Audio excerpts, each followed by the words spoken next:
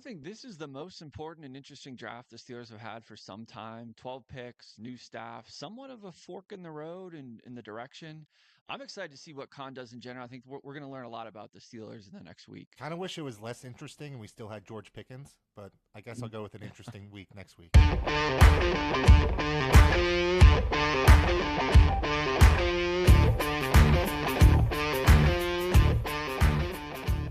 Welcome back to a special Steelers draft podcast of Out of Town Yinzers. I'm Joe with Justin, and we're going to be talking Steelers draft throughout. We want to kind of give the full draft coverage from front to back from what we've done in some past pods, and then also some takes right now on mainly what's going to happen in round one.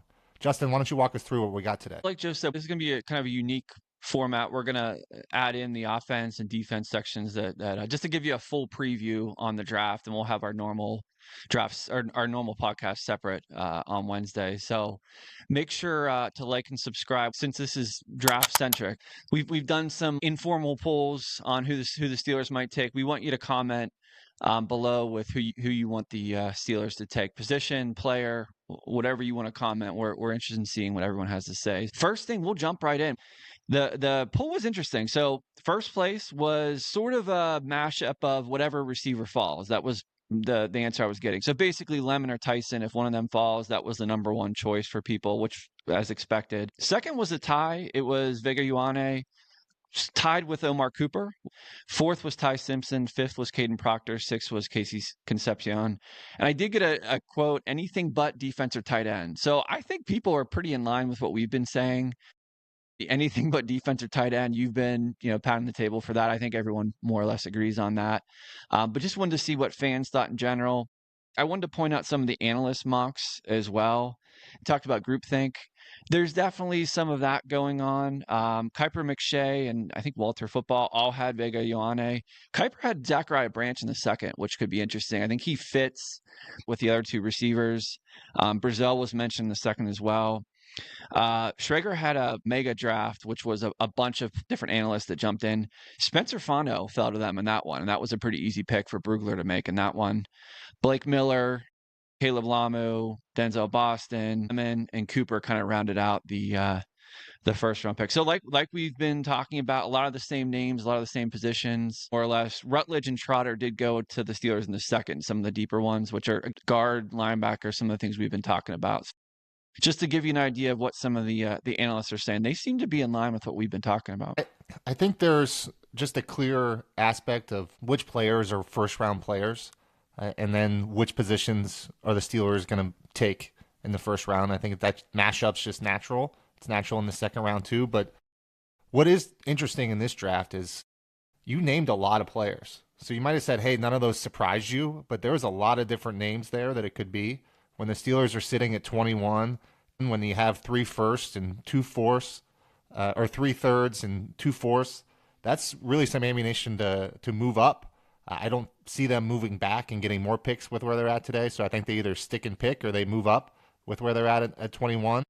But certainly there's a lot of players that are kind of in that same range. So I'm sure the Steelers have their own draft board, and whatever guy is kind of at that tier that's not going to fall off, I think that's the one that they're going to be looking for. Right? Then there's the other side of that where it's like a Mekhi Lemon who, for whatever reason could drop a little bit far enough that the Steelers would want to go up and get him if he's kind of at that tier too. So I think the first round is going to be a lot of fun, and any of these names could really hit when you're kind of thinking of Vegas odds or who to bet on for the Steelers pick. Yeah, to your point, it does seem like there's a wider range, and maybe it's just this draft in general, but it does seem like there's a wide range of who the receivers are going to be available, and on top of that line, it could go a bunch of different directions. So there's a lot of names. There's quantity, which will make it interesting to see who they end up taking. We're going to jump into our big boards, how you have them ranked, and who you'd be excited about, kind of indifferent about, and or not super excited about. At least somebody on this list would be available at 21 where I would want the Steelers to take. So if you don't see a player on here, I would be out on that player for the Steelers and would think it would be not a good draft pick. But really, I think the range in my list here is kind of the top 9 you would expect to be gone within the top 12 to 14 picks. That includes Caleb Downs. That includes Mansour Delane. So those are the guys that I think would be closest to maybe drop for a trade up, but really kind of out of reach. The Mekhi Lemon is probably still in that tier, but I would put him. He came in for an in-draft visit. The Steelers are definitely interested in him, so I'd put that 10 through Omar Cooper at 15 would be my core 5 of who I would be happy with for the Steelers to draft. I think all 5 of these guys would be above value of what 21 pick would be, and that's kind of what I always expect from the Steelers, is to draft best player available in a sense, and I think either of those guys would be. So that'd be Mekhi Lemon, Jordan Tyson, Olayione, Spencer Fano, Dylan Thieneman, and Omar Cooper. I guess that's 6 guys when I think through, but those would be my core 6, and then there's some other guys like Jamal McCoy, Blake Miller, Colton Hood, Lamu, Freeling, and then my prediction, if we're going to get there now, but I do think Denzel Boston will probably ultimately be their selection at 21. Won't be ecstatic about it, but I'll live with it as kind of a best case scenario for a wide receiver. Yeah, I think the one mock I even referenced that had Boston was like an analytics mock where it goes based on like needs and it goes on who's visiting where and all that stuff. So there's definitely some thought that he could be the pick. So that's an interesting, prediction there. So yeah, same. I won't cover the top guys like you just mentioned, but my list rather similar. It's a little bit wider. So I have a similar top 4 where I'd be very excited. I'd be ecstatic with if they got Fano. You've heard me talk about Ioane. We'll get into him later in the episode. He's one of my guys. Mekhi Lemon and Tyson. I think those top 4, I don't think you can really complain if you get one of those top 4. From there, I have a tier of Freeling, McCoy, Thieneman, Proctor, and Cooper. Who I'd be excited about, happy about. And then it kind of from there, Lamu, EMW from Toledo, Casey Concepcion. I'm kind of indifferent on. That's the tier of where I'm just indifferent. And then the tier of I included Simpson. I don't think it's going to happen. I think it could, but Simpson, Hood, TJ Allen, and Denzel Boston would be the kind of disappointing if they went that direction, in my opinion. So that's our tiers. So you're in on Proctor? So if Proctor was the pick, you'd be happy about that? He kind of scares me. One of the things I like about him, those guys that would take over him. The one thing I like about him, there's definitely upside there. We talked about some of the tackles have the upside, some of the safer, like a Blake Miller. He could also play guard to start, which would be nice. If you were like, hey, we want a tackle that helps us year 1, he could be that tackle because he could slide in and be a really good guard to start. And then maybe he needs a year or 2, and it might work well with their timeline, with where their tackles are at for him to kick out the tackle. So it wouldn't be one of my top picks, but I also think I like them going line in general a little bit more than you do. Yeah, I just can't get over the fact that they've already had 2 first-round picks of the past 3. Yeah. And the last one's a defensive lineman, too. You need some skill to win in the NFL. And Frazier in the second, too, so it's not even just first-round capital. Exactly. There's a lot of that whole draft. You got 3 starters from that draft, so you should be okay. But anyways, I one of the things I love to do the most, and I feel like it becomes crystal clear as a predictor, who the Steelers could draft, is when you get that final list of top 30 visits and who's on it and who's not. The Steelers have been really tight on that list historically.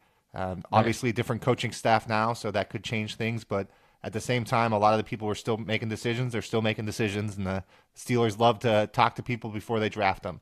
But I would love to go through my mock now, looking at that visitor list as kind of the key determinant, with a little sprinkle of some other players in there. But first pick at wide receiver out of Washington, Denzel Boston. So said that a little earlier. I too would be like, I just wish they could have done better in a sense. Such a position where they just need to invest in. And he could be that 4th best or 5th best receiver. I'm assuming Omar Cooper's gone in this scenario. Right. Second round, I'll go Jacob Rodriguez. So this would be someone who would fall to them. Middle linebacker is a pick they will draft probably in day 2. And Jacob Rodriguez is, I would say, the best of the bunch. He wasn't my guy, but he probably is more my guy now than the Anthony Hill was then when I was talking about him. So Jacob Rodriguez, his story's great. His production's great. His tape's great. It's one of those, he's only going to be a second-round pick because he's a middle linebacker. First pick of the 3rd round, I have Carson Beck. So this is the quarterback. Said that last time. I love the Miami quarterback, all of the starts, the experience. I think he's going to be a roll of the dice aspect. We talked about, prospect fatigue when it came to some people. I think Carson Beck definitely had that in his college career, where it kind of brought him down. Markel Bell is my second pick in the third round.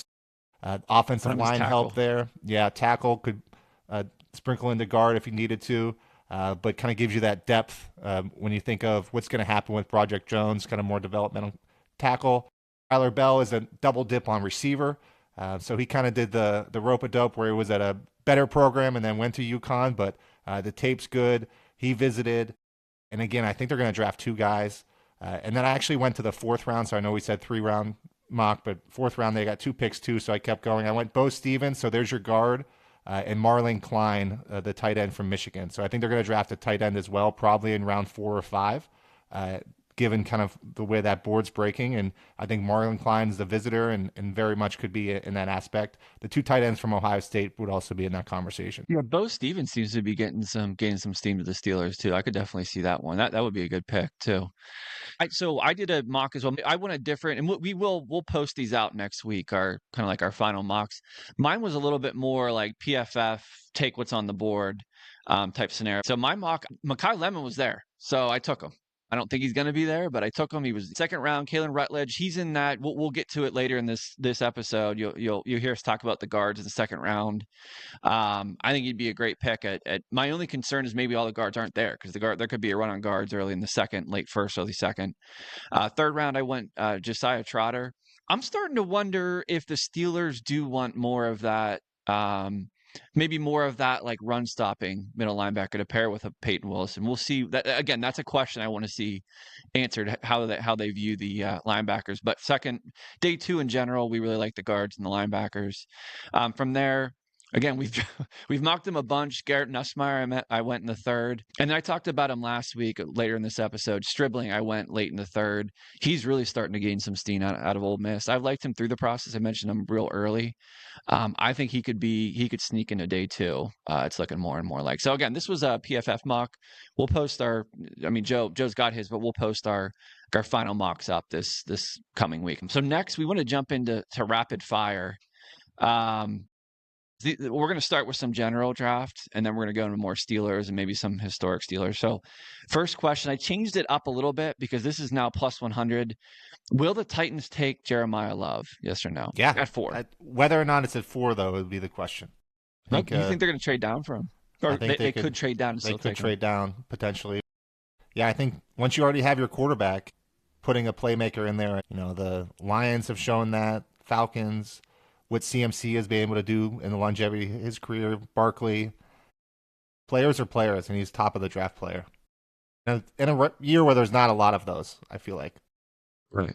It seems like it would be Styles or him. I don't think Saleh spending another year with CMC and seeing what he did for the 49ers hurts. I'd say yes on that. Ty Simpson over under pick 13. So essentially, is Ty Simpson going in the first round or not? Yes. Quarterbacks always go. I think so as well. I think the Cardinals trade up and take him. So I'm going to go under 32 as well. So we're picking the same things here. Over under first round wide receivers 5.5. So you say it first so I can disagree with you. I'm going to go under. All right, I'll be over then. Okay, you should bet on that then because it's minus 200 to stay under. That is one where I think if you gave me those odds, I'm probably going to take the over. It's really just a bet on, do you think Concepcion and Boston both go in the first is what that essentially is. I stay under. I think one of the two will, probably Concepcion, but you think Boston will go in the first, which you certainly could. Do the Steelers move either their first or second round picks? Yes or no? Yes. I say yes as well. I do think they're going to move one of these. I don't know that's necessarily the first, but I think it's the second. I think they're going to move in the second. They've got all that ammunition after the fact. I think they'll like where they're at in the first. I think they move up in the second. How far? All the way up? All the way up. I think they'll move a good 10 or so spots up, is my guess. Yeah. No, I do think one of those, at least one of the thirds and one of the fourths will be traded. So I feel like that's the buckets that you're going to go. I don't think they're going to pick 2 fourth-round picks. And I don't think they're going to pick 3 third-round picks. You already answered this one, but Steelers to take a quarterback in the first or second round. It's close. In my mock, I was really close to just putting Carson Beck in the second round, but then I would have been able to been passing on a Jacob Rodriguez, who I wanted to slide in there, and I feel like people wouldn't give me too much shade for having Carson Beck in the third. But I feel like if If Carson Beck is kind of who I think they've zeroed in on, then if you like him, take him in the second. And you talked about it a couple weeks ago. I think your thought process may be right, but they have all these thirds jumbled together. Maybe they move up with one of these to get closer to that second, and that's where they take them, or maybe they do take them with the first third. Last question: Steelers to make over under 10.5 picks. Under. But you're I say probably under saying as the well. same. Yeah. Yep. 12 picks Yep. is just I think hard to there's make a roster. right, So right. There's a diminishing return there. The problem may be for them, teams they do not want to move their 27s. So I'd love them to get a 27. It's just hard to do right now. Later it's a little different with some of the later picks. So I could see them moving at least two of those later picks, push I them could see back them into future packaging years. 2 7s to move back into the sixth or something like that. And then all of a Right, sudden, like, you're right. down a pick. So that's the type There's of just no movement. point. Yeah, 12 picks is just not realistic. So now we're going to move to more historic Steelers with the rapid fire. What's a pick or picks you projected? Who did you project in the past that was correct? Mine were I did nail Pickens and Freiermuth going into that day two, both those years. Pickens just felt like a guy that Tomlin was going to love, and they obviously took him. I projected tackle the 2 years they took tackle. I projected the wrong tackle. I projected D tackle last year. I think that I had them taking Walter Nolan, but they didn't go that direction. So anyone that you hit on, you were correct on in the past. Yeah, I feel like Zach Frazier was one that I feel like was easy for people to hit on. You talk about them bringing guys in. They weren't even hiding. They were going to take Najee Harris. Yeah, I mean, looking back, so I guess Denzel Boston's not going to be the pick because I did not really predict any of these first rounders that kind of came through in the past like 15 years. This isn't a projection, but a player that you hated, thought it was a terrible pick by the Steelers, but he ended up being good. That's an interesting one. I did not like. No, I shouldn't say I hated the player, but I did not like the Shazier or the Lev Bell picks. I really wanted Eddie Lacy and C.J. Mosley, which ironically I was at the game a year or two later when Lev Bell, split out on the goal line and just destroyed C.J. Mosley in coverage. So there's a reason that they made some really smart picks. They went speed and receiving at that time in the draft. This probably goes to my vibe in general, but like I didn't love DeCastro back in 2012. Everyone was like celebrating because he fell and all that, and he ended up having a great career, obviously. That was another one where I think everyone saw coming if he was there. Last question: pick you hated that turned out to be not a great pick. And this is the one where Terrell Edmonds, you can't say that everyone hated that pick. We were actually watching that draft together, going, "What are they thinking?" So Yeah, that someone was bad. that's too easy. That's too easy. Mine was Claypool. I went into the draft. I wasn't the only person. We had a friend who going into that round, into that second round, anyone but Claypool, that was kind of our thing. We looked terrible that first year when he had a couple spike games, and then kind of he was what we thought maybe he was. But anyone that sticks out to you? I would say Devin Bush, and partially because of all the draft capital that went along with that. To pick a player that's small, middle linebacker, it was just a lot. And it was one of those where I was in India when it all happened, so I like woke up in the morning and saw all this draft stuff happen. I'm like, what? Yeah. What? The Steelers actually What did I traded up, miss? and it did not Yeah. work out. They were just chasing Yeah. Shazier Ghost at that time. Yeah. So that was rapid fire. Just final thoughts in general. Yeah, it's gonna feel like a Pittsburgh weekend in the draft. So not only is the draft in Pittsburgh, but with 12 picks, they're going to hear a lot of Steelers talk. You're going to hear a lot of Steelers people, a lot of Pittsburgh people. And I think that's going to be the thing that's going to make this draft more unique than others. So I know a lot of people aren't going to be down there. There's going to be plenty that are. Plenty of us that are still going to be watching on TV, but it's going to feel different seeing it in our city, talking about the Steelers and things of that nature. So too bad it wasn't that quarterback draft that I think they were hoping where the stars would align for when it was in Pittsburgh.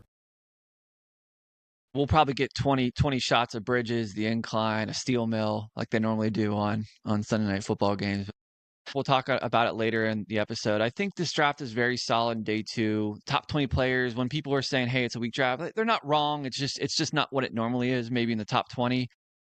Again, like I said in the intro, I think this is a sneaky, very, very important draft for the Steelers.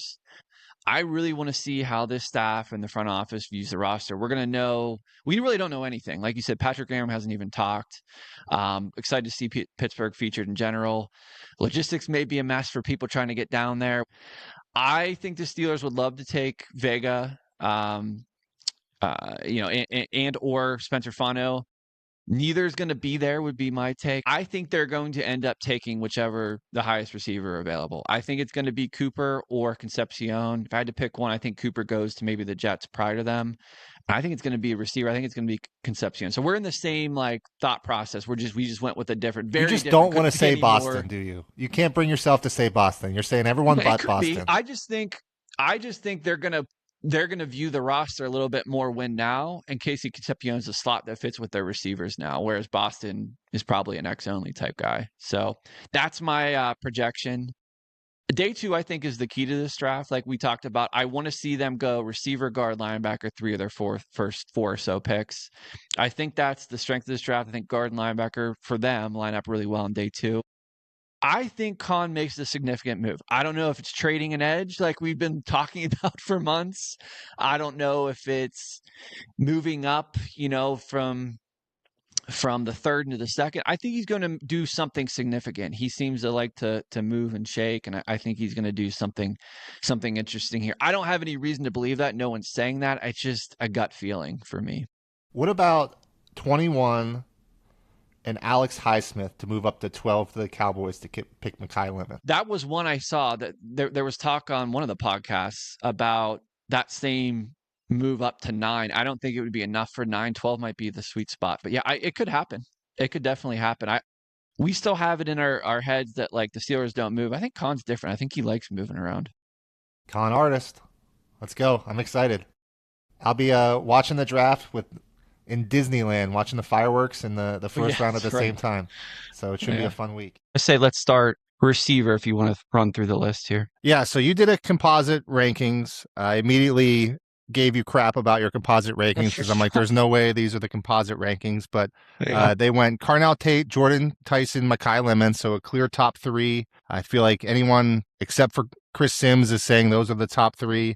And then because of Chris Sims, we have Denzel Boston at 4, Omar Cooper, Casey Concepcion, and then a bunch of people that are pick your flavor. So I feel like you had 7 through 11 kind of as a tier. So Brazel through Antonio Williams, and then kind of the Malachi Fields, Elijah Surratt, Ted Hurst, Skylar Bell. But I feel like those 4 could probably be looped in with those other 5 as well. So I really think kind of after that top 6, there really is kind of a little bit of a break there. And then kind of loop together. So I feel like your day 2, day 3, early day 3 receivers are all in that grouping. But after we broke it all down, we've talked a lot about the receivers, Justin. Who is your guy when it comes to the list on the receiver? This is the player where I found out I had a type. This is when I knew. I was like, oh man, these are like all day 2 guys that are good football players. So Jeremy Bernard. So we talked about this a little bit last week with some of the players that I had mentioned. Jeremy Bernard, like I think the best way I heard him described was a boring player that does everything you would ask. So he ran a 4.48, 6'1", 205. There's no questions is what it comes down to with him. I think, out of a lot of these receivers, he may be one of the safer bets. He's another player that I think is a very good bet to get a second contract. Understand why he isn't above, maybe 7 to 10 guys, because they may have a little bit more upside. I have seen him ranked up as high as 5 for people. I wouldn't even necessarily go that high, but I understand the thought process is this probably will not be, not probably, he's not going to be a number 1 receiver on the team. High floor. Effortless was a good way I think I saw described in general. And he pushed Ryan Williams and became Ty Simpson's go-to guy. That says a lot. Ryan Williams was the next, big thing, in general in college football. I think there's a reason that Ty Simpson, latched on to him and he became his go-to. I think in day 2, when you can get a player, you're outside of the first round, you can get a player that you can count on is dependable like this. I like Jeremy Bernard a lot here. Would love the Steelers to take him in round 2 for sure. I think you're underselling his measurables a little bit. He's 6'1", 200. Yeah. Like that's a solid book. He's running under a 4.5. So, better than Denzel Boston when it comes to some of those aspects too. So I feel like he has the measurables. And I think he kind of fits the room right now. If you're going to pick someone who's going to get on the field soon, I think Jeremy Bernard could absolutely be on the field in 3 wide receiver sets from day 1 out the gate. Right. He can play. So we had talked about him a little bit earlier, and you had mentioned maybe in the slot. I think there's a good chance he does. That is his best spot. He can play Z. He can get on the field in two receiver sets, which some of these guys won't be able to do that. Mike caught him on the 4.48 and the 6.1 205. My point was more he's not going to stand out because of that, but he checks every box, is what it comes down to. And my guy is going to be a guy at the top. So, I'm kind of cheating a little bit for my guy. I guess with the wide receiver, if one of the top four guys are there, my favorite out of the top four is Jordan Tyson. So I feel like Jordan Tyson at this point has fallen way too far. I think he's getting all the drug through the mud aspects that happens late in the draft prospect. But there's a reason why he was graded out as high as he was going into the draft prospect list. And a reason why he's still going to probably exit as a round one pick. I just think he might be there at 21. And if the Steelers are sitting there at 21, Jordan Tyson's there, you got to take him. I think the obvious Steeler connection is Hines Ward, with Hines Ward being his wide receiver coach. The Steelers should know more than most what they're getting. While Mike McCarthy may not have that connection to Hines Ward, I do know Omar Khan certainly has that connection to Hines Ward to call him up and talk him through it. So that is certainly kind of what I would say is a my guy aspect. Because the thing about Jordan Tyson is he's someone you can dream on. So the same thing you were talking about, Jeremy Bernard, is you're just hoping for a second contract. I'm hoping for a second massive contract for Jordan Tyson because I feel like that's kind of what they're missing. When you look at the receiver room too right now, DK Metcalf is not young. He's got 3 more years left on his deal, and that'll be the end of DK Metcalf. You also then have Michael Pittman, who they re-signed, but he's someone that I can't see necessarily aging very well through the end of his contract either. So you're going to need an alpha one sooner than later, and Jordan Tyson can be that guy. At the aspect where, he came through, and I think the biggest red flag, the reason why he would be there at 21 is his injury history. So people that don't know, he had one massive serious injury when he was at Colorado as a freshman, 3 ligaments in his knee. So not your just typical ACL, but definitely one that kind of holds you out longer. The hamstring this past year is one that you can kind of point at. I think Daniel Jeremiah said that of all the games Jordan Tyson could play, he missed 1 out of 3 in college. So by him getting to 21 is because of the injury aspect, but the only reason why he would be there to draft at 21 is because of that too. And you got to draft the upside when you're in the first round. So Jordan Tyson, my guy. But otherwise, if Jordan Tyson's not there, Omar Cooper is my guy too. So I feel like that those are the two. I feel like it's got to be Jordan Tyson or Omar Cooper, but I do favor Jordan Tyson at this point in the process. One thing too that I like about Jordan, I think Jordan Tyson is the most interesting player in this entire draft. He could go as high. I mean, we were talking about mocks this weekend where he went as high as, I think it was like 8. He was the first receiver taken. It's just so hard to know because so many things, to your point, I do think some people there's a lot of groupthink where people are like, oh, well, he's sliding. And now we're coming up with reasons that he's sliding other than the fact that it could just be the injury. And we're guessing on that. These teams are not going to tell you their opinions on injuries. Here's like this are interesting because you could have 5 teams that all have an issue with the injury history. And if one doesn't, all it takes is one team to pick him. So injuries can be very interesting with draft capital when they go because not everyone's going to agree on that. So I think he's the most interesting player in the draft. I've heard enough of both sides. I could see both sides of it, but I'd have no problem with taking Tyson at 21. So I'm also a fan of the double dip on receiver. So real quick, give me one more that you'd want to take in day 3 that you feel like could stick with the Steelers. Depending on where Ted Hurst goes, we've talked about him a little bit before. I think he could be a pick. Brennan Thompson at Mississippi State could end up going in the 3rd. He could be a pick. And I really like Malik Benson from Oregon. I think he ran a 4.3, but you watch Oregon games, like this guy, he's their best receiver. At some point, like that does matter, especially when you're taking day 3 type of receiver. So that's probably where I would lean. That's not a bad place to be. There's a couple of guys that I kind of like a little later. I feel like the one that's kind of getting slept on that was really good, but because of Omar Cooper's getting pushed down is Elijah Surratt. So I feel like both sides of the Indiana, honestly, if they pick them both, let's do the same thing that the Texans did with Iowa State last year and double down on Indiana receivers. Who would have said that 5 years ago? Kurt Signetti to Indiana, came from James Madison, very reliable outside possession guy. I think the downside is maybe he was the 3rd best receiver on his team last year in college. So that's one of those things, but he has all the measurables too that you'd expect, height, weight. So one of those guys could be an outside guy. I mentioned Skylar Bell a few weeks ago. I like him. Jacoby Lane, I like him. So there's a couple of guys that are there. It's kind of a hodgepodge, and it's one of those that We're not going to get into tight ends as a full list up and down, but is there any tight ends that stand out to you? I feel like the Steelers kind of have Freiermuth and Darnell, so they're top two, but they don't have a third. So I think they're definitely going to be drafting a tight end this draft. Is there anybody that you're looking at there? Yeah, I like Oscar Delp a lot. As we get closer, I wasn't really looking a ton of tight ends. Probably wishful thinking they don't take a tight end. Although to your point, they have so many picks that maybe they do.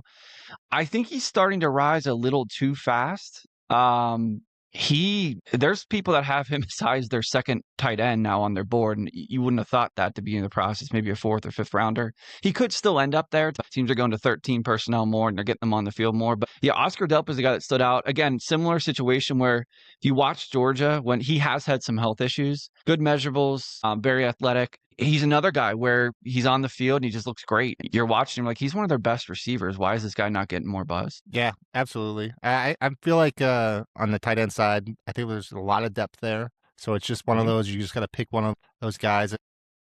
But I feel like where you kind of want them to go in the first round is actually offensive line. So I'll start.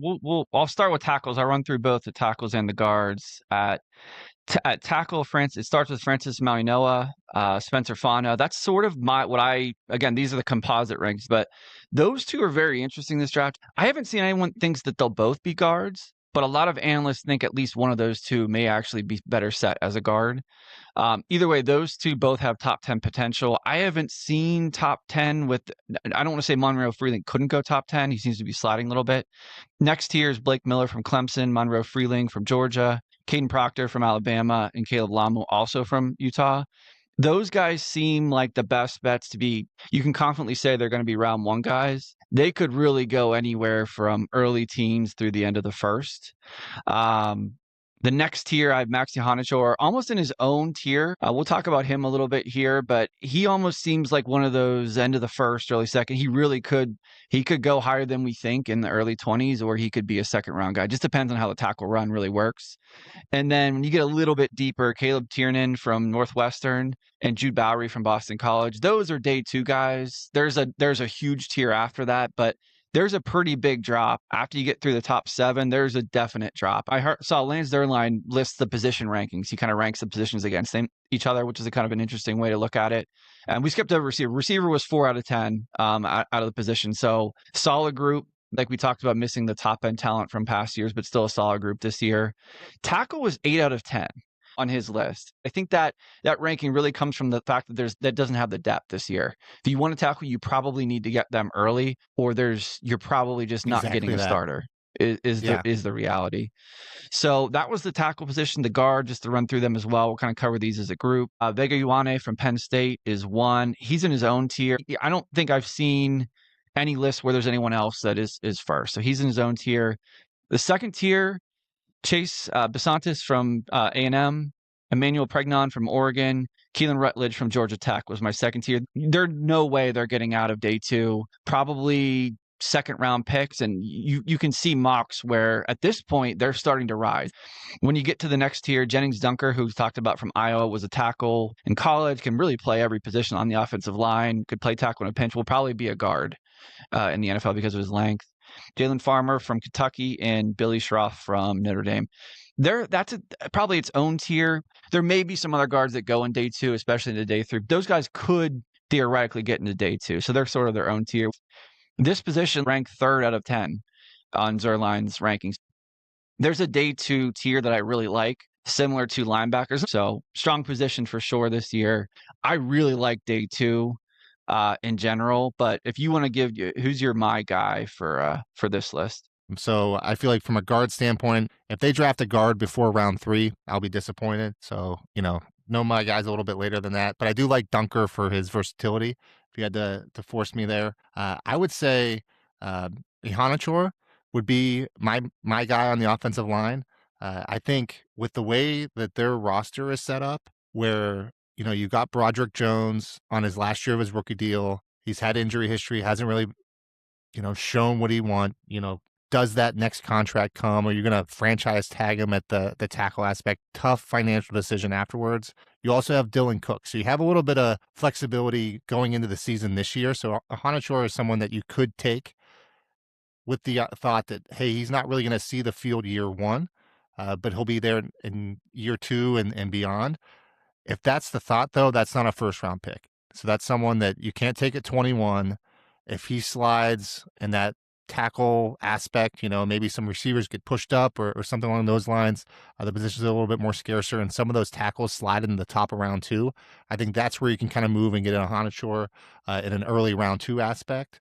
I think if you did take a lineman in round one, my guy would be Spencer Fano. So I feel like Spencer Fano is someone that day one could play guard for them right out the gate. And the same way, in year two, maybe he kicks back to tackle, or at that point, is he that elite guard that just stays where he's at? But I think he's someone that would be an obvious upgrade to their offensive line right out the gate. If Spencer Fano's there, I would love that. I mean, he would be ideal for them because his versatility on top of it. I think there's a real scenario he goes top 10. There's so many of these tackles. It's a weird situation where guys could slide. Hanachor is very interesting. His story is crazy. From Nigeria, did not play football in high school. Went to a JUCO, was awesome there, ended up at Arizona State, and has kind of just continued to ascend, played awesome against Texas Tech. Teams or analysts, I should say, seem very mixed on him. He has that type of story that very raw, but like he showed enough on tape that some people are going to think that that's a plus. Some are going to think it's a minus. You got a guy like Blake Miller who started 4 straight years at Clemson, and it's the flip of that. It's the reverse of that. Some teams might think, well, we've seen his best football. Well, I definitely would not want them to take him at 21, but he could be a really interesting player if they move down or move up, move around in some capacity. In terms of the guards, we talked a little bit about this. Was a little hesitant. This is actually my first player. My guy is my first player that's actually a first rounder so far. I went with Vega Ioane. Little tough for me to go with a guy that played at some Big Ten school. I can't remember which one. I think he's the easiest second contract guy to project in the draft. Where you're seeing the same pattern where I have a type. This is my first round type, apparently. I don't really love taking interior offensive line in the first. This is just a different draft, in my opinion. So would love if he fell to them. I am terrified. I really think he's going to go to the Ravens. To me, he looks like Marshall Yanda, another Big Ten type guard. I've heard a couple times Quentin Nelson as a comp, or I should say best guard I've seen since Quentin Nelson, which you obviously love to hear. If you're going to take a guard in the first, it's got to be that guy. It's got to be that level, though. Yeah. It's just, the hit rate is higher, but it has to be because they don't have the impact. So again, I would love them to take him at 21. I just think he's the surest, safest thing. We've had the conversation about upside. I get it. I really like the player, I guess is what it comes down to. Yeah, no, awesome. And then the last position group we'll go to today is, I guess, the most important for the Steelers right now, which would be quarterback. So the list is as such: Fernando Mendoza going first overall. Already know that. So not to the Steelers. Then you have Ty Simpson, Nussmeier, Carson Beck, Drew Aller, Taylor Green, and Cole Payton. Who is your new my guy when it comes to the quarterback class? I did like Cole Payton earlier on. These are two players that we've talked about a bunch of different analysts. McShay loves both Cole Payton and Taylor Green. And I shouldn't say he loves, but he makes really good arguments for both of them. Taylor Green, I'm surprised I ended up here, if I'm being honest with you. This is a little tough for me because this is the absolute opposite of every other my guy to this point. This is a Joe my guy. Had the second highest relative athletic score of any quarterback since they've been charting, other than Anthony Richardson. He is literally a creative player, video game type player. If he's good as Anthony Richardson, let's sign him up because he's been a pretty good NFL player. So my hot take is, if Anthony Richardson was a hit, clearly that's not the case to this point. Taylor Green would go higher in this draft. Teams would just be looking at him differently. Now, McShay thinks he goes at the end of the third. He seems to think he doesn't last past day 2. What he said is, from talking to teams that use the same exact logic that you've used, you need to take swings. If we're going to take a swing, we might as well take a swing with upside. I'd argue this is the best draft of any draft to do that, because when you start with Nussmeier, Beck, Eller, Green, Payton, there's people who have this, like there were 5-6 other guys, if you look, that are kind of, they go as high as like 4 or 5, and these guys are all, you put them into a bag, you shake it up, and you pull a name out. My argument here he is an outlier. If he's going to hit, he's going to be an outlier. But at the same time, if you're going to, take a dart throw, I'd rather take a dart throw on a guy that has the ceiling that he has. There's some concerns with processing, accuracy in general, probably the two most important things for a quarterback. I get all that. I see Terrell Pryor when I watch him on film. Even the way he moves really reminds me of Terrell Pryor. It's not like I'm in love with this player as a quarterback. I just think if you're not going to get one of those top two guys, why not take a home run swing? This is clearly the home run swing. Yeah, on my side, my guy, and I haven't talked really about him yet, is going to be Carson Beck. So I feel like Carson Beck is the prototypical this year prospect fatigue guy. He's been in college football for forever. If he would have came out 2 years ago, he probably would have been a first round pick or right in the aspect. It's almost like people saw too much of Carson Beck, so they saw the downside of a Carson Beck. The amount of starts you have in college matters in terms of what you can do in the pros. And there is nobody in this class right now that has had more starts and high-level starts than Carson Beck. And Carson Beck just does not lose. It's pretty amazing. He is going to be a second contract quarterback, so to speak. It just might be as a backup, but I feel like Carson Beck is someone that's going to be in the league for a long time.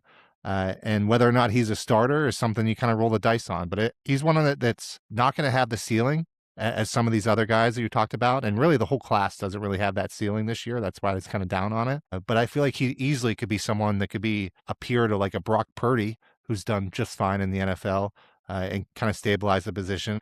But to be honest, my big thing is they gotta take one. I think my fallback from a Carson Beck would be a Nussmeier.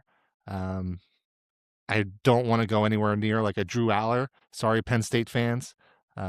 Let's be honest. If you take Carson Beck and put him at the same point in his career as Ty Simpson, you only had that film. Everyone's taking Carson Beck, and it's not even close. To be fair, like there might be 32 teams that all agree with that. One of these guys is going to end up a starter, most likely. It's just the way you just play the odds. I could see Carson Beck. He might be the safest bet out of all these. Tough to bet on any one guy, but that's what we're doing, obviously. So I think it's a good pick from me. If Carson Beck is selected by the Steelers and Aaron Rodgers does not come back, so it's Carson Beck with Rudolph and Will Howard, I would bet heavy money that Carson Beck is the Steelers starting quarterback by the end of the season. Yeah, I think that's probably a fair bet. To be honest, I wasn't as strong on my guys on this side just because I want to take them all. Like I'm a Pokemon guy on this side. I want to catch them all. Yeah. We got an offensive coach. I want an offensive team. Let's score some points. It starts with the draft. If they drafted all 12 guys and they were all on offense, probably would be a happy guy on this side. But there's definitely some people to draft on the defensive side. So we'll run through the composite rankings by position. Let's start with the defensive line because I think we may need an edge since you're going to trade them all away. It really is about the interior defensive line that I think you're talking about. This is a weaker position this year in general. Not that there are not players. It goes without saying. There's going to be players in pockets of the draft. It's always about, the value and things like that. I think the defensive interior, it's the perfect microcosm of the draft. There's a chance that not a single defensive tackle goes in the first round. I think there will be two. That's what I was going to say, too. I don't think there's a true first-round slam dunk talent on that list. No. So we took anywhere from 5 to 7 of the analysts that we like, basically took an average. It's not necessarily our rankings, but this is the analysts that we like to give you a general idea. So Caden McDonald from Ohio State, Peter Woods from Clemson, Caleb Banks from Florida, Christian Miller from Georgia. That's a top 4. That's really the top 4 that we'll go into a couple of these guys, but you're going to see these names start to come off end of the first round into the second. I think they're a tier of their own. It's possible one guy sneaks into it, but there's a pretty clear top 4. Number 5 would be Lee Hunter from Texas Tech. He's sort of a guy where I don't think he's in that top 4, but there's a massive drop off. If you look at rankings, almost after the 50 tackle goes off the board, there might be 10 guys that can go in any order. They could be anywhere from end of day 2 to middle of day 3. In any order, I don't think there's any consensus on any of these guys right now. If you hear people that are like, hey, I don't like this draft, it's a great example that the top end talent isn't necessarily there. There's some really good players here. You're going to have to hit on the right guy. We were going to talk about our my guys. There could be different reasons why there are my guys or flag plants or whatever you want to call it. I went with Christian Miller. I might have a type. I'm figuring that out about myself. I'm especially maybe it's a little Watch bit out, this year's Catherine. draft. Yeah, some maybe not blondes, brunettes. Maybe I just like safe, good football players. I don't like guys that get off the bus and look great, run great in shorts like maybe some of Joe's players. I like second, day two, good football players. Christian Miller is a perfect example of that. I think Christian Miller indirectly might be getting knocked because of this draft. If there was a top 10, top 15 D tackle, I think he might be ranked higher by a lot of people. I think a lot of people are like, I don't want Christian Miller to be my number one. I don't want my number one D tackle or my number two D tackle to be kind of a safe, boring guy that does everything except rush the passer. That's really the only thing he's lacking. Size, off the field. He's one of the best workers at Georgia. Stops the run. He's going to be probably a second contract guy, maybe one of the safest second contract guys at the position. He won't get into day one most likely. So the upside, maybe not as high as some of these guys, but this is the type of guy, if you're making draft picks like this, you're going to build a good football team. Yeah, no, I can't disagree with that mindset. I feel like that has been the mindset over the last 3 years. It's why Khan has built a solid squad that's now deep. It's the high end talent that is the biggest thing that's missing from the Steelers to really make those impact plays. And the guy that I like from this group that has the highest ceiling to me is Caleb Banks. So really, if you're drafting from this group, you're also looking at Cameron Hayward as someone who's going to be exiting stage left probably after the next year or two at most. Caleb Banks is someone that you could dream on to be that guy for the next decade in black and gold with the way he could play. Same thing that you kind of say, with Christian Miller, like his pass rush isn't as great as you would expect it to be, but damn, he does look sexy coming off that bus for a big guy. And that's one of the things that when it comes down to it, the size and traits are all there. And when it comes to the NFL defensive line prospects, that's what I would like to draft for, is kind of to have those traits. I feel like there's a more of a learned skill in the defensive line and the NFL than some other positions where you kind of have to come in a little bit more ready. If you want to sound smart when you're talking about draft to someone, say to them, I like this draft, but what this draft is missing is a Caleb Banks without the injury issues. So Caleb Banks is kind of like a Jordan Tyson, but at D tackle. He's got some foot issues that kept him out this year. He went to the Senior Bowl, and then he's having another foot surgery. So you're swinging for the fences with Caleb Banks. Caleb Banks is probably going in the second round. The more it gets closer, he's falling a little bit because of the foot. I think Caleb Banks is by far the highest ceiling. Caden McDonald is going to be a guy that's going to stop the run like no one else, but he's doing nothing for you on third downs. Caleb Banks can be an every down player. It's just a matter of we don't know the medicals. But I do agree the ceiling, he's a home run. I'm swinging for a single or a double with Christian Miller. You're definitely swinging for a home run with Caleb Banks. And I think you'll see that throughout the rest of my guys. So they're either going to be big old hits or big old misses. So it'll go one way or the other.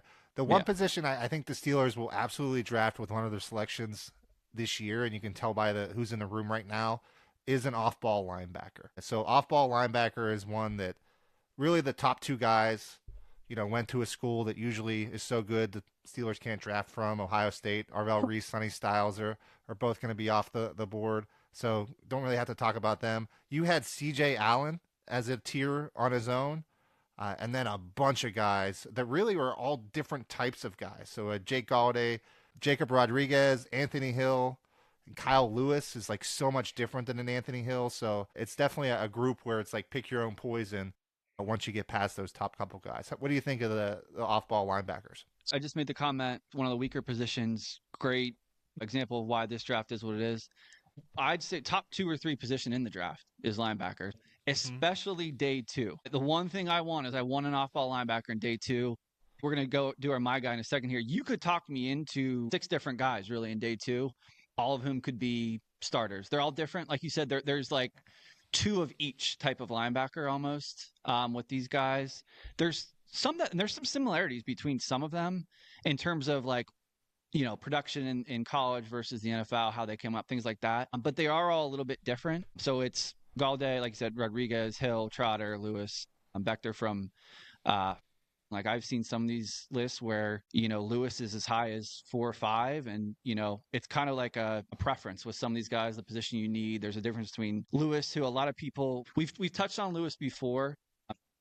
I hate that everyone's trying to put him into a box. Lewis Riddick, for instance, like, which this is the other end of it, loves him. He keeps comparing him to Derek Brooks. I compared him to Levante David, who is a kind of a similar type undersized linebacker. I don't think he's a every down safety. I don't think he's an every down linebacker. He's just like a playmaker. That's why I said before, if he goes to a team like the Texans or someone that knows how to put guys in position to be successful, he's going to need to do that. So I like all of these guys. I think the reason I don't want the Steelers to take a CJ Allen, who I have nothing against CJ Allen, I think he's in a tier of his own, and that he'll probably be a first round pick or has a higher likelihood than this next tier. I just want him to take a linebacker day 2 is what it comes down to. I think there's just a ton of value here in general. I'll jump right into my guy. My guy is Galladay. Galladay, I think the most interesting thing about him, and you'll notice too, two of my guys here are guys that went from smaller schools. He started at Central Arkansas. Jacob Galladay, he is 6'4", 240, and he was playing the equivalent of the same position that Pitt played Kyle Lewis at, to put into perspective. Because 6'4", 240, and they have him out covering slots. Now, I'm not saying that you should do that with them in the NFL, but that shows who has you better the type hips, of though, athlete. Lewis or Galladay, between the two? I mean, Lewis. I'd much rather have Lewis in coverage, but he's also doing it at 6 inches taller and 25 pounds, heavier. So unreal metrics. If it wasn't for recent styles, people would be talking about his combine in general. So he's a project. There's a couple of these where you're going to talk about one next, I would argue, but there's just massive upside with a player like that. I do think part of me wonders if there's, for the Steelers specifically, if there's a fit with him and Peyton Wilson. There's a lot of crossover between the two of them. They may want more of like a middle linebacker type in their inside linebackers. Their inside linebacker roles are unique. It's just a matter of would they want to. We're going to learn a lot about Patrick Graham based on what he does at the linebacker and the D tackle position. Does he go like nose like a Dante Corleone late? And at the linebacker position, does he want to go more middle or more of an athletic inside linebacker? So it'll be interesting to see what he does for sure. And your guy is, again, similar. I think he's project, but with a ton of upside, if you want to touch on him. Yeah, it will be interesting to see with a whole new staff. Are they drafting similar to the Steeler way, or is there actual some different changes? I think the thing that's really missing in that room when I look at this list is why, I don't go with Kyle Lewis as my guy, but more of an Anthony Hill, because I think Anthony Hill could get on the field as more of that run stuffer, kind of come down, and then he can learn his way to kind of come off the rest of it as well. So I think you could say the same thing with Rodriguez, with a Trotter. I think both of those guys are kind of more guys that are kind of play the run, but then also can kind of play the pass a little bit too. And I think that type of off-ball linebacker is one that'll get on the field sooner to make an impact for the Steelers. But really, when you look at this list, you could, I probably, before I started doing my research, I probably would have said Jacob Rodriguez was my guy, because, just watching him actually play college ball, his tape is by far the best out of anyone on this list outside of probably Sonny Styles. So, it's really a solid group, like you said. Usually when you have a down group like the defensive linemen or, like some of those other groups, then another group kind of comes up, and it looks like the off-ball linebacker is. When you have a solid class, it's usually because you have a couple of guys who are just head and shoulders above the rest that are really at that top, and it pushes everyone else down. And I think that's kind of what you're seeing here too. Well, when we get into safety too, that's another position where it's like, how do you even quantify? There's like, it's almost 3 positions nowadays at Let's the slide safety it right position. into safety. Give the list down of safety, and we'll jump into our guys there. Yeah, so similar to off-ball linebacker, Caleb Downs, one of the 4 Ohio State players that's probably going to get in the top 10.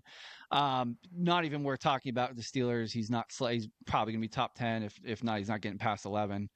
If there's anyone that slides in that top 10, I feel like it could be a Caleb Downs. But I hear what you're saying. Probably won't get all the way down to 21 unless the Steelers want to play up for him. Yeah, no, that's just solely, it's nothing against him. The knock that people are starting to say is, well, he made all of his plays in the box. And it's like, all right, well, just because he made so many plays in the box, and he's not like he didn't make plays in center field. Nick Saban trusted him as a true freshman for a reason at Alabama. People are comping him to Ed Reed in terms of intangibles and instincts. The second tier is interesting. We got your one of my guys at number 2, Dynaman from Oregon, Emmanuel McNeil Warren. He's a guy I talked about at Toledo. These are top third of the first through the end of the first. They could be players that the Steelers are talking about. So they're in their own tier. The next tier, there's 2 players, AJ Halsey and Keontae Scott, who I do like a lot. We'll talk about more of my type in the second round here in a second. And then there's a big tier that we had talked about before, Zakee Wheatley, Traden Stukes, who seems to be rising quickly out of Arizona. Kamari Ramsey, we talked about out of USC. Bud Clark at TCU, and Genesis Smith also out of Arizona. There's a couple other players too. Safety, and then that's your like third round into early day 4 type where you'll start seeing a run. But similar to D-tackle, there is a big tier. Yeah, so this is the guy, like, I have my guys, but this is my guy. So I am planting the flag on Dylan Thieneman. I was watching tape of him all day today, getting excited about this podcast. But for him to play like he did at Purdue, 2 years, then go over to Oregon, man, and his highlight tape is one of those things. We talk about Caleb Downs being able to come in, play in the box. Thieneman's plays are happening out in center field. They're happening from the slot. He is an awesome cover guy. Day 1 starter, would probably be the best safety on the team, even above Jalen Ramsey right out the gate. So if the Steelers draft a defensive player in the first round, it has to be him. There's nobody else that I like want that take from a first rounder. Yeah, I like and that take. Like you said too. Yeah. No, I was just saying, I think I can get on board with that. He was I've waffled a little bit on this, but I think if they're going to draft a safety, would be a year I would be okay with it because of the draft overall. And I think he's a player that I don't think he's going to be there at 21, but if he is, I have no problem whatsoever with them taking him. And I think he will be because he is a safety. But, you know, he's someone that plays a little bit more than safety because he can kind of play some slot and things like that. And the corner position isn't as good. We haven't talked about that yet, but I feel like the depth of the top end of the corner position, you know, isn't as good as it has been in some previous years too, which pushes safeties down the list. It's just one of those, when you think of who is going to be a playmaker for the Steelers, that'll be able to be a top 2, 3, 4 guy at their position in the whole league. This is someone that I could circle could be that guy. And to me, you kind of have a Caleb Downs tier, and then you have a Thieneman tier, and then you have a McNeil Warren tier. I think a lot of the analysts would kind of push them closer together. I think the odds of McNeil Warren hitting versus Thieneman are not as high. Thieneman's almost a slam dunk of being an NFL starter. Thieneman's someone who he ran a 4, something like that. Yeah. So it's like, I'm just really excited. And, you know, the Steelers are someone I think have done best when they just sit there at 21, let whoever falls fall to them. That's kind of better than that 21 rank, and he would absolutely fit the bill of that. I agree. I'd be very happy with him as a pick. I think that's what separates some of these first rounders from the second rounder. It's just your risk tolerance. Like we talked about risk tolerance with a Caleb Banks. They just have, usually a second rounder either doesn't have the ceiling or doesn't have the floor of a first rounder. And I think both these guys, especially Thieneman, he has the ceiling and the floor. Is really what it comes down to. No, I'd be more than happy if they got him. And it could happen. It definitely could happen. So, and we touched on this when we were talking about linebackers. Safety is unique now because there's almost like 3 different positions. There's guys that need to be playing more of a center field, or they can't really play in the box. There's, your box safeties, and then your slot corners. There's slot corners now that you would not want to play outside. It's hard to make lists because, like in this list, we talked about Keontae Scott is one. You wouldn't want him playing corner outside. He could play, and there's different versions too. Like he could play safety, he could play slot corner. You got guys like Traden Stukes that was probably a little bit more of like a pure slot corner. Then you got guys like a Kamari Ramsey who could do it if you want them to, but he's probably more of a safety. I do like both of the day 2 guys. We talked about Keontae Scott before. I wanted to highlight AJ Halsey from LSU, another guy similar to Galladay, kind of moving up. Halsey started at New Mexico, went from New Mexico 2 years at Houston, ended up in LSU and was a first-team All-SEC player last year. He's a ball hawk, 3 interceptions. The interceptions weren't like, oh, he happened to just get hit in the chest with the ball. There's a big difference between some of those types of stats and this type of stat. He was, I think, 8th in the SEC in tackles, 80-plus tackles. And it's not like LSU has got up on teams. They weren't what they normally are this year. So I think he earned those stats. He's going to need to go to the right team in general. This is why he's a day two guy, not a day one guy. Certainly fits the bill. He actually has very similar measurables, ironically, to Kyle Lewis. But Halsey, 5'11", 215 to 220, so certainly has the size. Ran good, not incredible, but again, he's second round player for a reason. Exactly what you would think when you get a safety in the second round. So he's a safety you want to sit back. He is not what we just talked about with playing in the slot. Let him play center field, maybe too high, that type of a safety. Uses instincts, and he will come up and hit. He is a heavy hitter as well. So he's just a good football player. You don't want to have him coming up, matching up against the receiver, and his lateral movement isn't as good as he can't play with receivers quite as well and man. But that's really the only knock. Again, you got one knock. You know what you're getting. Like with the Christian Miller, you're not getting an incredible, dynamic upside guy, rushing the quarterback, but you're getting exactly what every team needs. So I think you just continue hitting singles and doubles with guys like this, and you'll be a good football team. Yeah, and then the Steelers have 4 picks on day 2 right now. 2 more in round 4. This is where they're going to load up on their defensive guys, I would think. And I think the mock drafts are saying the same things. I think you had listed, what was that, 10 different mock drafts, and there wasn't a single person who took a defensive player for the Steelers. Yep. Way too many offensive linemen for my liking, but that's the thing. On the end of the day, we just talked for 20 minutes about defensive players, and probably won't even hear one called until Friday for the Steelers. Yeah, agreed. And I think we both prefer that. The draft sets up to where they could get multiple starters in day 2. Yeah, and you should expect starters when you're picking in day 2 as well. So they got 4 picks. They should expect kind of 4 starters in the long term of that. If you're still listening now, you're definitely one of the real ones. If you haven't, though, please like and subscribe. Otherwise, we'll catch you next Wednesday.